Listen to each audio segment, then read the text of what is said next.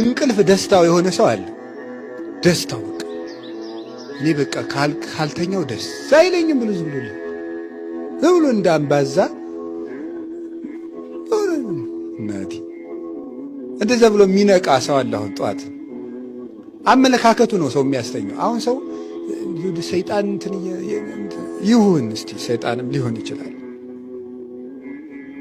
ዋን የመጀመሪያው ግን አመለካከቱ ነው። ስለ እንቅልፍ ያለን አመለካከት እንቅልፍ ደስታ አይደለም። እንቅልፍ ማረፊያ ነው። ማረፊያ በቃ ስጋዬ እንዲያርፍ የሚያደርገው እንደዛ ብሎ ላሰበ ሰው አሁን አባቶቻችን ብዙዎቹ እንደው የድሮዎችን ጻድቃንን ተዋቸው። አሁን የምናውቃቸው እንኳን ትልልቅ አባቶች አሉ፣ አረጋውያኑ በተጋድሎ የበሰሉት። እነሱ አሁን ዝም ብለው ሲጸልዩ አድረው ከጉልበታቸው ላይ አንገታቸውን ጣል አድርገው ትንሽ አርፈው ይለቃቸዋል። ድጋ ማረፊያ ነው ብለው ስላሰቡት ስጋዬን ካሳረፍኩት በቃኝ ብለው።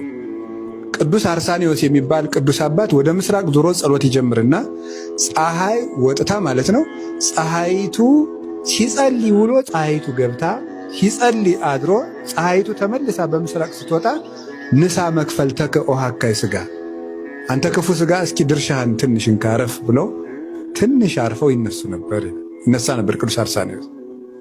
እንደዚህ አመለካከታችን እጅግ አድርጎ ይወስነዋል።